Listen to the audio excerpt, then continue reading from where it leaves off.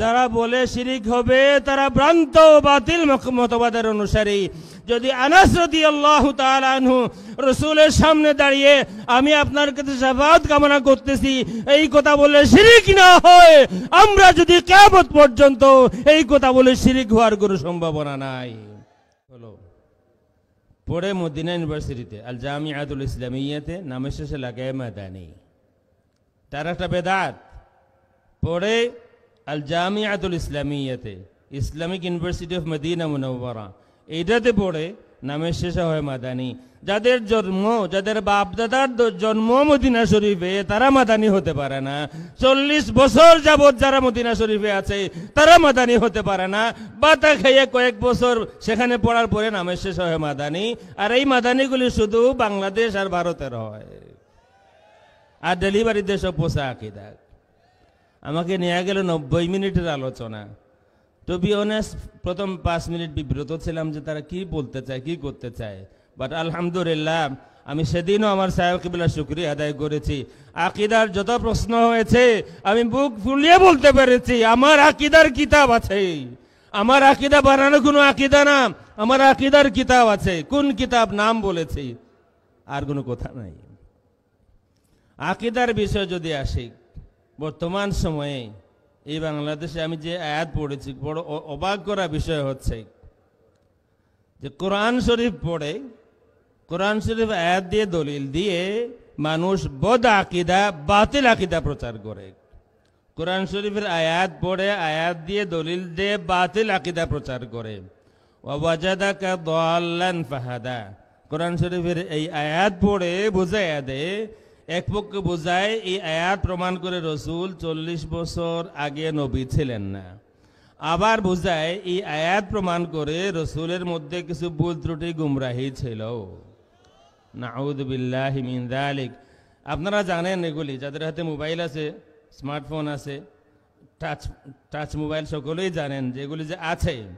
অথচ এই আয়াত তাফসীরে কুরতুবী খুলুন, কোরআন শরীফ রসুলের আইবের কিতাব নয়।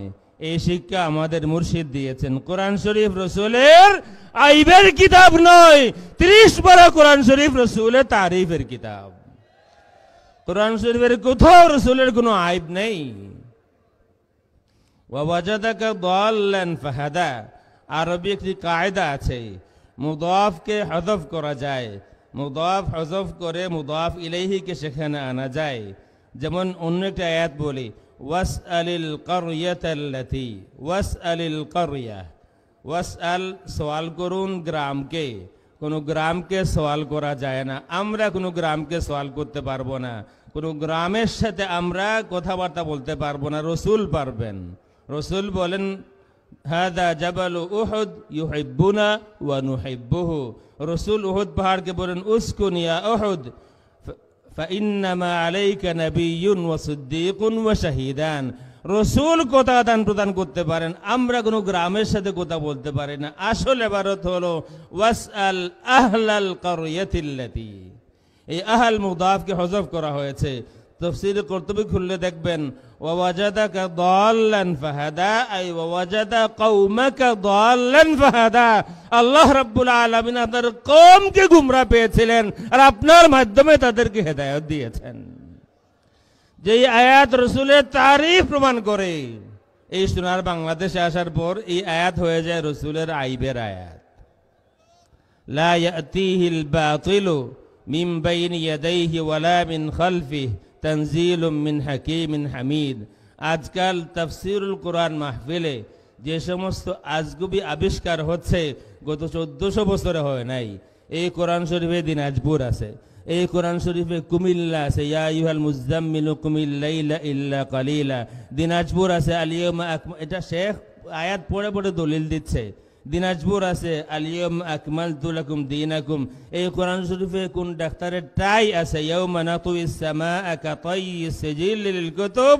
এই কোরআন শরীফের মধ্যে তাফসীরুল কোরআন মাহফিলে হিন্দি গানও হয়, বাংলা সিনেমার গানও হয়। তোমাকে লেগেছে ভালো, চাঁদ বুঝি তা জানে, এটা একটা গান, বাউলের না কোন ফাউলের গান, এটাও তাফসীরুল কোরআন মাহফিলে চলে।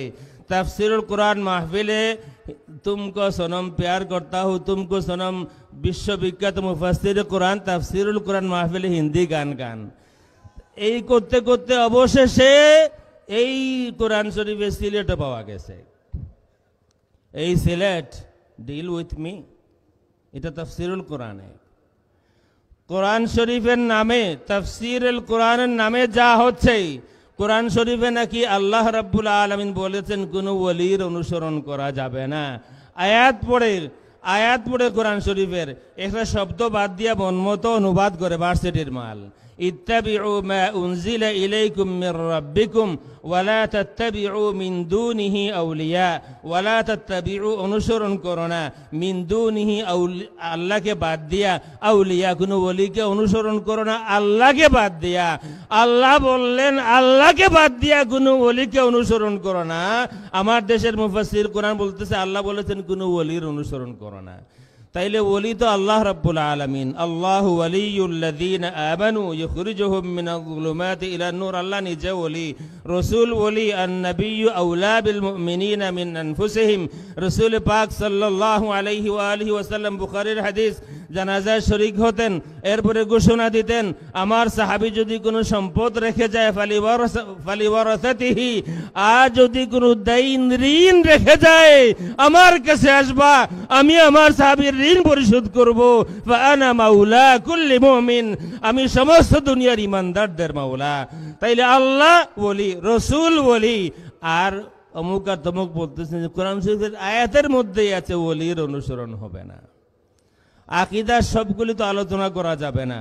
আল্লাহ রাব্বুল আলামিন সম্পর্কে জঘন্যতম আকীদা প্রচার হচ্ছে কোরআন শরীফ পড়ে পড়ে। আল্লাহ রাব্বুল আলামিন আরশে বসা আছেন, আল্লাহ বই লেখা হয়েছে আল্লাহ আরশে উঠেছেন, বইয়ের নামই হলো আল্লাহ। কিছুদিন পরে আপনারা একটা কিতাব পাবেন, সেটা হচ্ছে বুখারী শরীফে যেই সব বাতিল আকীদা আছে। ফতুল বারিতে ইবনু হাজার আসকালানী রহমতুল্লাহ তাআলা আলাইহির বাতিল ভ্রান্ত আকীদা কি কি এই পর্যন্ত 2টা কিতাব আমার নজরে পড়েছে। আর আমার যতটুকু ধারণা কিছুদিনের মধ্যে একটি কিতাব বের হবে, যে কিতাবে হবে যে বুখারী শরীফে ইমাম বুখারীর বাতিল আকীদা কোনটা কোনটা আছে। নাউযু বিল্লাহি মিন যালিক। ইমাম বুখারী রাহিমাহুল্লাহ বুখারী শরীফে কুল্লু শাইইন হালিকুন ইল্লা ওয়াজহা, এটার তাওয়িল করেছেন কুল্লু শাইইন হালিকুন ইল্লা ওয়াজহা, সব কিছু ধ্বংস হবে ইল্লা ওয়াজহা, তবে তার চেহারা ছাড়া। এটার তাওয়িল করেছেন, কিন্তু কিছু লোক বলতেছেন না তাওয়িল চলবে না।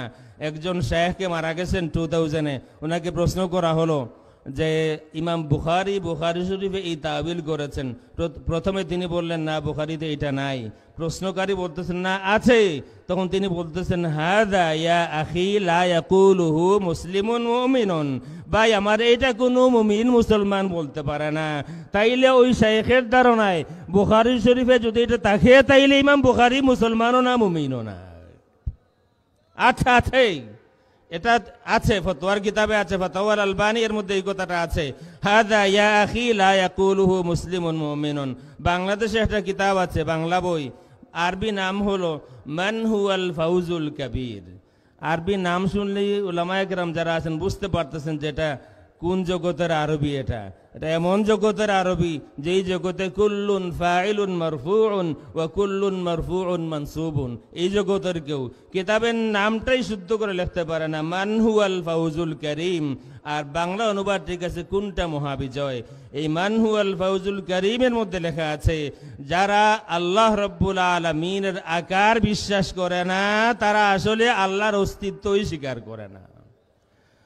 অথচ আহলুস সুন্নাত ওয়াল জামায়াতের সর্বসম্মত আকীদা হলো, আমি রিপিট করতেছি, গতকালকে আমি শুনেছি হবিগঞ্জের একজন শায়েখের ছেলে ইমাম আবু হানিফা রহমতুল্লাহি আলাইহির আল ফিকহুল আবসাত পড়ে প্রথম লাইন পড়ে দলিল দিতেছে যে আবু হানিফা রহমতুল্লাহি আলাইহি তিনিও বিশ্বাস করতেন আল্লাহ রাব্বুল আলামিন আরশে বসা আছেন। অথচ ওই ফেরিজের একেবারে শেষ লাইন যদি পড়বে না, ইচ্ছা করেই পড়বে না, কারণ সে জানে যদি প্রথম লাইন পড়েছে 3 লাইন পরে শেষ লাইন যদি পড়তো তাইলে সে নিজেই বলতে বাধ্য হতো। ইমাম আবু হানিফা রহমতুল্লাহ আলাইহি বলেছেন আল্লাহ রাব্বুল আলামিন আরশ তো কি তার কোন মখলুকের প্রতি মুহতাজ নন। যখন আরশ ছিল না তখনও আল্লাহ ছিলেন, যেদিন আরশ থাকবে না সেদিনও আল্লাহ থাকবেন। কুল্লু শাইইন হালিকুন ইল্লা ওয়াজহা তাওয়িল করলে যদি বুখারী অমুসলমান হয়ে যান, তাইলে যারা এত বড় বড় ইমানদার তাদের কাছে প্রশ্ন, তারা আল্লাহর হাত পেয়েছেন, তারা আল্লাহর মাথা পেয়েছেন, তারা আল্লাহর চোখ পেয়েছেন, মোটা পেটওয়ালা সে বলেছে 5 বছরে আল্লাহর হাত পায়গুলি হারিয়ে গিয়েছিল, সে 5 বছরে মেহনত করে সবকিছু জমাইয়া জোড়া দিয়া আল্লাহ রাব্বুল আলামিনকে আরশে বসাইছে। এরপরে বলতেছে আল্লাহ এখন তুমি তোমার দুনিয়া চালাও আর আমি তোমার সেজদা দেই। বুঝতেছেন তো? নাম নিলাম না। এই যদি হয় আল্লাহ রাব্বুল আলামিনের একটা পুরাপুরি আকার আছে। তার থেকে আরো অবাক করা বিষয় হলো নেত্রকোনাতে একজন শায়েখের বাড়ি আছে, মারা গেছেন। তিনি একটি হাদিস খালাকাল্লাহু আদম আলা সূরাতিহি, এই হাদিস পড়ে বুঝিয়ে আমার কাছে আছে, হাদিস পড়ে বলতেছেন আল্লাহ রাব্বুল আলামিনের যেই সূরত হুবহু অবিকল সেই সূরত আদম আলাইহিস সালামের। নাউযু বিল্লাহি মিন যালিক। এটা যদি তাজসিম না হয়, এটা যদি কুফর না হয়, তাহলে কুফর কোনটা? যে আল্লাহর যেই সূরত হুবহু এই একই সূরত আদম আলাইহিস সালামের। আল্লাহ রাব্বুল আলামিন বললেন লাইসা কামিসলিহি শাই ওয়া হুয়াস সামিউল বাসীর। তো আল্লাহ রাব্বুল আলামিনের যেই সূরত, আমাকে মদিনা শরীফে এই প্রশ্ন করা হয়েছিল, তাইলে যে হাদিসের মধ্যে আছে যে তোমরা আল্লাহ রাব্বুল আলামিনকে দেখবা কাল বদর, পূর্ণিমা রাতের চাঁদের মতো। আমি বললাম সেটা কোন জায়গায়, দুনিয়াতে না আখেরাতে? কয় আখেরাতে। আমি বললাম দুনিয়ার শরীয়তের কথা হচ্ছে তোমার সাথে, আখেরাতের শরীয়তের কথা না। দেখলাম যে দুনিয়াই বুঝে না, আখেরাত কি করে বুঝবে? যে লোক দুনিয়াই বুঝে না সে আখেরাত কি করে বুঝবে? আখেরাতের বিষয় ভিন্ন।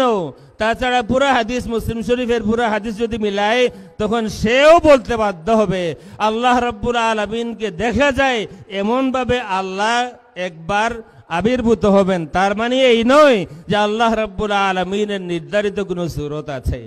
তা আল্লাহ রাব্বুল আলামিন লা জিসমা লাহু ওয়ালা সূরা, এটা হচ্ছে আহলুস সুন্নাত ওয়াল জামাতের সর্বসম্মত আকীদা। বাংলাদেশে কোরআন পড়ে পড়ে, হাদিস পড়ে পড়ে ইমাম বুখারী, ইমাম আবু হানিফা রাহিমাহুল্লাহ থেকে শুরু করে আহলুস সুন্নাত ওয়াল জামাতের অনেক ইমামদের নাম ধরে ধরে তারা প্রমাণ করার চেষ্টা করছে আল্লাহ রাব্বুল আলামিনের সূরত আমাদের মতো সূরত আছে। একটা বললাম আল্লাহ সম্পর্কে, আল্লাহ রাব্বুল আলামিন আরশে বসা আছেন, আরশে আসীন, এটা সালাফি মুজাসসিমাদের আকীদা। ইবনে বাতুতা গিয়েছিলেন শামে সিরিয়াতে জুমার নামাজ পড়ার জন্যে।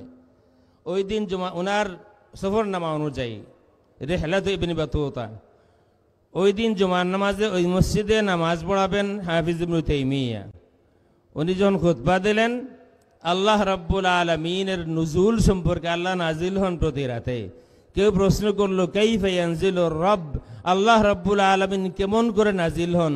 তিনি মিম্বরের উপরে সিঁড়িতে ছিলেন, তিনি 2 সিঁড়ি নামলেন আর বললেন কানুজুলি হাজা, আমি যেভাবে করে মিম্বর থেকে নাজিল হলাম আল্লাহ রাব্বুল আলামিন এইভাবে নাজিল হয়েছেন, নাজিল হন প্রতি রাতে।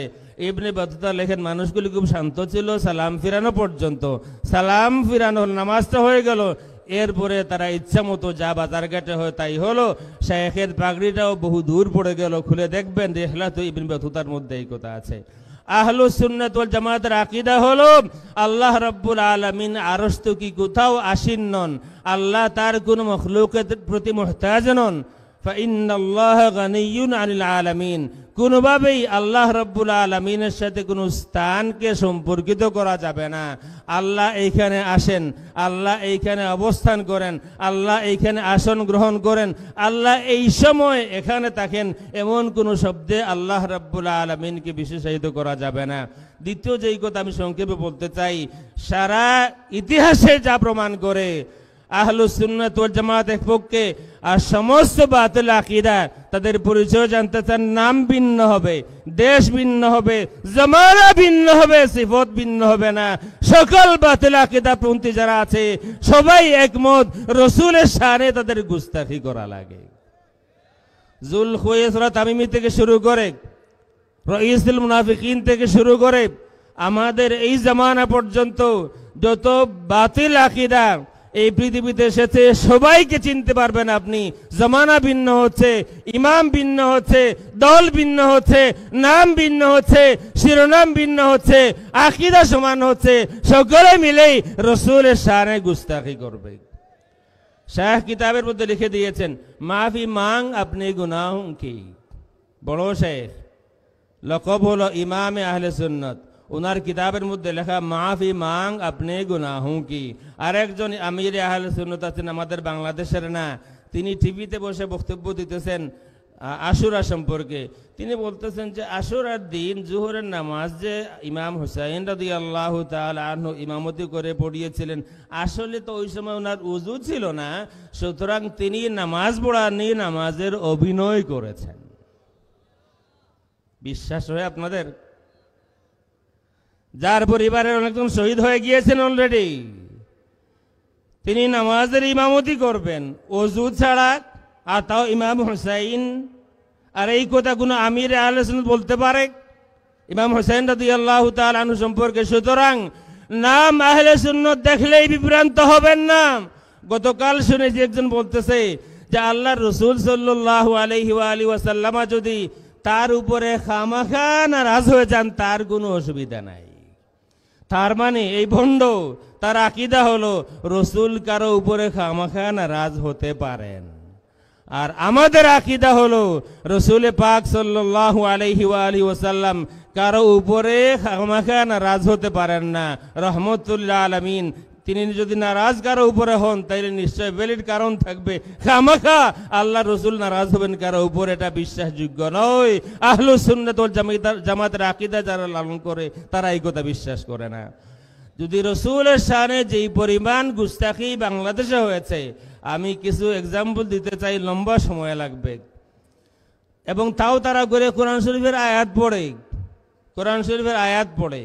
কেউ কোরআন শরীফের তাফসীর করতেছেন, লিখে দিয়েছেন নবুয়তের দায়িত্ব পালনে যেই সব ভুল ভ্রান্তি হয়েছে আপনি তওবা করে নেন। কেউ লিখে দিয়েছেন তাফসীরে নুরুল ইরফান নাম, সম্মানিত নবীদের কিছু ভুল ত্রুটি হয়ে যায়, 16 পারার শেষ পৃষ্ঠা।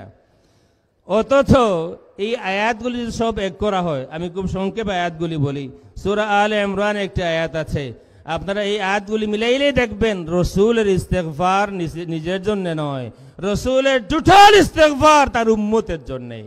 রাসূলের ইস্তেগফার তার নিজের জন্য নয়। প্রথম আয়াত, নাম্বার বলতে পারবো না, আয়াত বলতেছি। فبما رحمة من الله لنت لهم ولو كنت فظا غليظ القلب لانفضوا من حولك فاعف عنهم واستغفر لهم। আল্লাহ রাব্বুল আলামিন ক্লিয়ার বলতেছেন আপনি ইস্তেগফার করুন তাদের জন্য। কাদের জন্য? আপনার উম্মতের জন্য।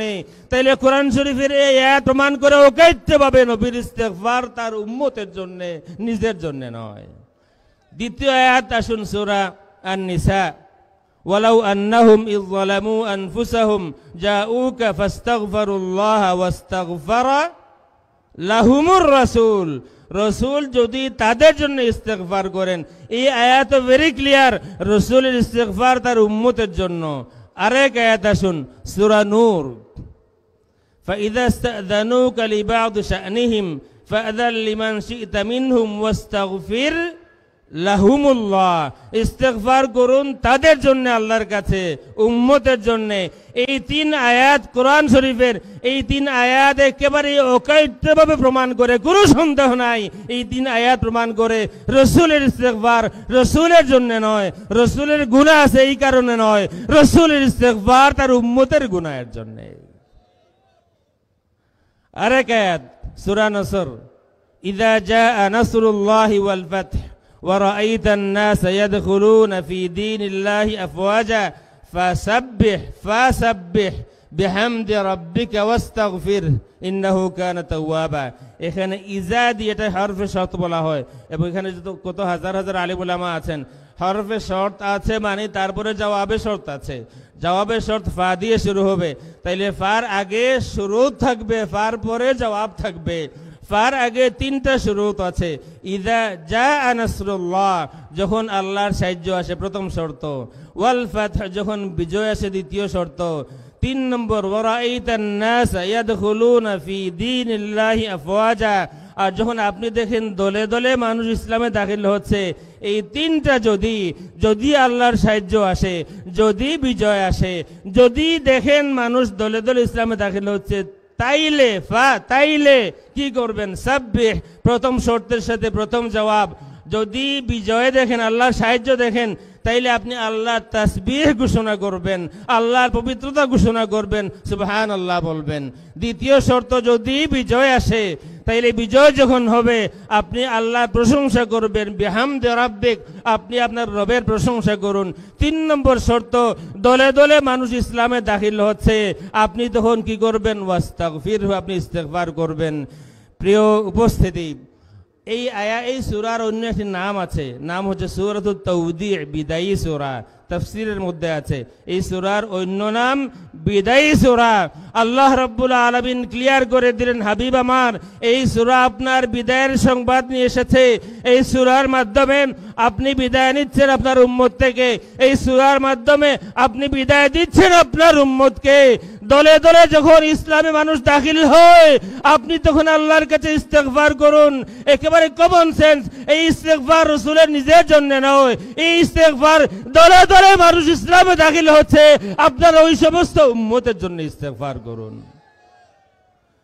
সুতরাং কোরআন শরীফের আয়াতগুলি, আরো আয়াত আছে, কোরআন শরীফের আয়াতগুলি প্রমাণ করছে নবীর ইস্তেগফার উম্মতের গুনাহের জন্য, নবীর গুনার জন্য না। এই সহি আকীদার সহি হাদিসের স্লোগান যারা দেয়, তারা যখন কোনো দঈফ হাদিস পায়, আর এই হাদিস দিয়ে রসুলের আইব করা যায়, রসুলের ত্রুটি প্রমাণ করা যায়, তখন এটা দঈফ হলেও এটা তাদের কাছে মনে হয় মুতাওয়াতির পর্যায়ের।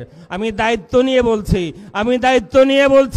নিয়ে বলছি, যারা সহি হাদিস আর সহি আকীদার স্লোগান দেয়, তাদের সামনে যদি দঈফ হাদিসও আসে, আর যদি হাদিস দিয়ে কায়দা করে আকুপাকচান করে, যদি এই হাদিস দিয়ে রসুলের আয় প্রমাণ করা যায়, এই হাদিস আর দঈফ নয়। তিরমিজিতে একটি হাদিস আছে, হাদিস দঈফ। এই হাদিস আল্লাহ রসুল সম্পর্কিত না। আম্মা আয়েশা রাদিয়াল্লাহু তাআলা আনহা, হাদিস দঈফ মনে রাখবেন। আম্মা আয়েশা প্রশ্ন করেছেন, হাল তাযকুরুন আহলিকুম ইয়াউমাল কিয়ামা, ইয়া রাসূলুল্লাহ, আপনারা পুরুষেরা আপনাদের স্ত্রীদের কথা কি স্মরণ করবেন কিয়ামতের দিন? আল্লাহর হাবিব সাল্লাল্লাহু আলাইহি ওয়া আলিহি ওয়াসাল্লাম বলেন, 3 জায়গায় লা ইয়াযকুরু আহাদুন আহাদা, 3 জায়গায় কেউ কাউকে স্মরণ করবে না। এই হাদিস সামনে রেখে শায়েখ বয়ান করতেছেন তার উম্মতদের উদ্দেশ্যে, শুনেন, আল্লাহ রসুল নিজেই পাপী, তিনি কিয়ামতের দিন পাপের চিন্তায় পেরেশান থাকবেন। আয়েশা রাদিয়াল্লাহু তাআলা আনহাকে চিনতে পারবেন না। রসুল পাপের চিন্তায় পেরেশান থাকবেন, ফেল করে তাকিয়ে থাকবেন। এটা হলো ভ্রান্ত আকীদা।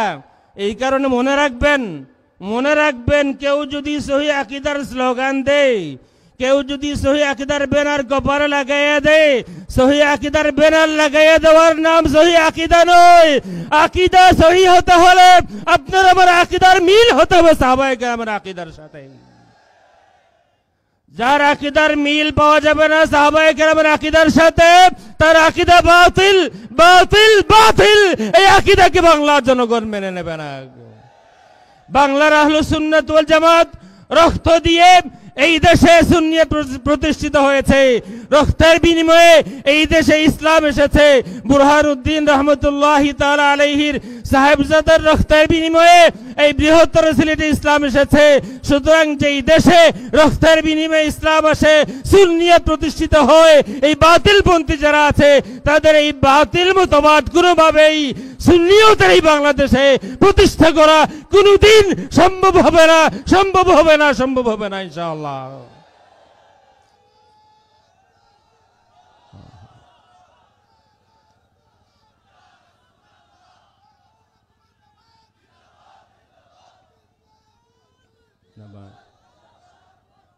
আসুন আপনাদেরকে সহিহ হাদিস বলি এবার রসুলের ব্যাপারে। এই হাদিস দাঈফ, এই হাদিসে রসুলের কোনো খুসুসিয়ত নাই। এই হাদিস আপনার আমার সকলের কথা, কেউ কাউকে স্মরণ করবে না। এই তিন জায়গায় রসুল কাউকে স্মরণ করবেন কিনা সহিহ হাদিস আছে। একটি হাদিস তিরমিজিতেই আছে। আনাস রাদিয়াল্লাহু তাআলা আনহু বলেন, আসআলুকা শাফাআতা ইয়াউমাল কিয়ামাহ ইয়া রাসূলুল্লাহ, ইয়া রাসূলুল্লাহ আমি আপনার কাছে শাফাআত প্রার্থনা করতেছি কিয়ামতের দিন। এই প্রশ্ন, এই হাদিস সহিহ, রসুলকে সরাসরি বলেছেন তিনি, ইয়া রাসূলুল্লাহ আসআলুকা শাফাআতা ইয়াউমাল কিয়ামাহ। আজকে যারা বলে রসুলের কাছে জিয়ারতে যায় মদিনা শরীফে, রসুলের রওজা শরীফের সামনে দাঁড়ায় কেউ যদি বলে আসআলুকা শাফাআ, যারা বলে শিরিক হবে, তারা ভ্রান্ত বাতিল মতবাদের অনুসারী। যদি আনাস রাদিয়াল্লাহু তাআলা আনহু রসুলের সামনে দাঁড়িয়ে আমি আপনার কাছে শাফাআত কামনা করতেছি এই কথা বলে শিরিক না হয়, আমরা যদি কিয়ামত পর্যন্ত এই কথা বলে শিরিক হওয়ার কোনো সম্ভাবনা নাই। শিরিক রসুলের হায়াত আর মউতের সাথে সম্পর্কিত নয়। যা শিরিক পরে হবে তা শিরিক আগেও হবে, যা শিরিক আগে হবে তা শিরিক পরেও হবে। রসুলের কাছে সরাসরি আনাস বিন মালিক রাদিয়াল্লাহু তাআলা আনহু বলতেছেন, আসআলুকা শাফাআতা ইয়াউমাল কিয়ামা, আমি আপনার কাছে শাফাআত কামনা করতেছি, প্রার্থনা করতেছি ইয়া রাসূলুল্লাহ। রসুল কিন্তু বলেন নাই যে আনাস বাংলাদেশের অমুক শাহ কিন্তু এই কথা মানবে না।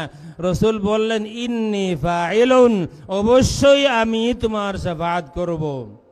রসুল বললেন ইন্নী ফাইলুন, আমি শাফাআত করব তোমার। আনাস বিন মালিক বলেন, ইয়া রাসূলুল্লাহ আপনাকে কোথায় তালাশ করব? আল্লাহর হাবিব সাল্লাল্লাহু আলাইহি ওয়া আলিহি ওয়াসাল্লাম বলেন ইনদাল মিজান, মিজানের কাছে তালাশ করবে। ইয়া রাসূলুল্লাহ যদি ইনদাল মিজান না পাই তাইলে ইনদাস সিরাত তালাশ করবে, পুল সিরাতের সেখানে তালাশ করবে। ইয়া রাসূলুল্লাহ যদি ইনদাস সিরাত না পাই তাইলে ইনদাল হাউদ তালাশ করবে। রসুল মিজানে উম্মতের কারণে উম্মতের আমল ওজন হয়ে যাবে, কে বিপদে পড়ে যায় রসুল মিজানে। রসুলের মনে আসবে না জানি আমার কোন গুনাহগার উম্মত সিরাত পাড়ি দেওয়ার সময় পড়ে যায় জাহান্নামে, রসুল দৌড়াইয়াস ইনদা সিরাত। আবার মনে আসবে আমি জীবনের শেষ দিকে উহুদের জিয়ারত করার পরে আমার উম্মতকে আমি বিদায় দিয়েছি, আমার উম্মতকে আমি বিদায় নিয়েছি, আর তাদেরকে বলেছি তোমাদের সাথে আমার আবারও মুলাকাত হবে ইনদাল হাউদ, মুসলিম শরীফের হাদিস। রসুলের যখন আবার মনে আসবে হয়তো আমার কোন উম্মত আমাকে তালাশ করতেছে ইনদাল হাউদ, রসুল আবার হাউজে কাউসারের কিনারায় আসবেন। এরপরে রসুল বলেন আনাস এই তিন জায়গা ছাড়া আমি আমার উম্মতের জন্য এই তিন জায়গাতেই থাকবো, এই তিন জায়গা ছাড়া চতুর্থ কোনো জায়গায় আমি যাব না। তাইলে এই হাদিস প্রমাণ করে সহিহ হাদিস আল্লাহ রসুল নিজের জন্য পেরেশান থাকবেন না। বন্য কি বলতেছে, রসুল তো কি কোন নবী রসুলের কবরেও সওয়াল হবে না, হিসাবও হবে না। রসুল এই দুনিয়ায় থাকা অবস্থায় বলে দিতে পারেন কে জান্নাতে যাবে, রসুল মদিনা শরীফে বসে বলে দিতে পারেন কে জান্নাতের ইমাম হবে। আর আমাদের বাংলাদেশের বন্ধুরা বলতেছে রসুল নিজে জানেন না জান্নাতে যাবেন না জাহান্নামে যাবেন। মুসলিম শরীফের হাদিস, রাবিয়া ইবনে কাব আল আসলামী রাদিয়াল্লাহু তাআলা আনহু রসুলের ওযুর পানি দিতেন শেষ রাতে।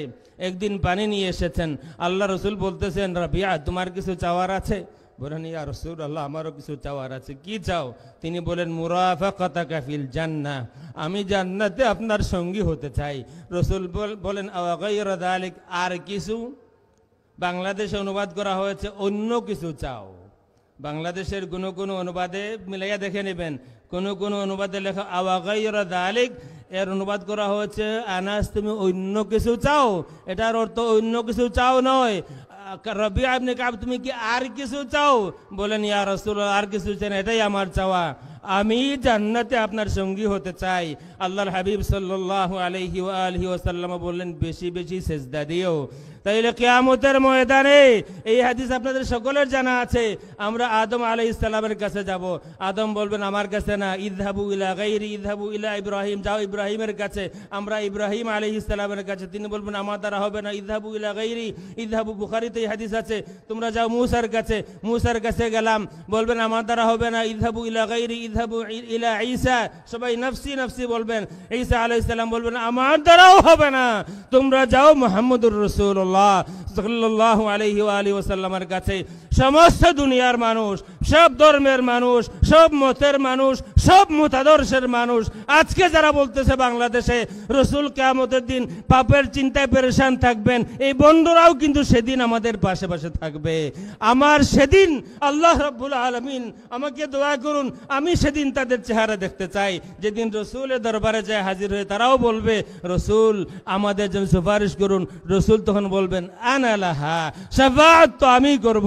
সুতরাং যারা বলে রসুল পাপের চিন্তায় পেরেশান থাকবেন, আসলে তাদের জন্মে কোনো দোষ আছে। রসুলের দোষ যারা তালাশ করে, আসলে তাদের জন্মে কোনো দোষ আছে। রসুলের জন্ম থেকে রসুলের সৃষ্টিতেও কোনো দোষ নাই। খুলিকতা মুবাররাআন মিন কুল্লি আইবিন কান্নাকা কদ খুলিকতা কামা তাশাউ। আহলুস সুন্নাত ওয়াল জামাতের আকীদার বাইরে আর কোনো শুদ্ধ আকীদা নাই। আহলুস সুন্নাত ওয়াল জামাতের আকীদা সাহাবায়ে কেরামের সেই আকীদা, সেই আকীদার সাথে যার আকীদার মিল আছে তারা সহি আকীদার অনুসারী। ওই আকীদার সাথে যাদের আকীদার মিল নাই তারা যতই স্লোগান দেয় না কেন, তারা এই বিশ্ব সেরা বাতিল ছাড়া আর কিছু না। আসসালামু আলাইকুম ওয়া রাহমাতুল্লাহি ওয়া বারাকাতুহু।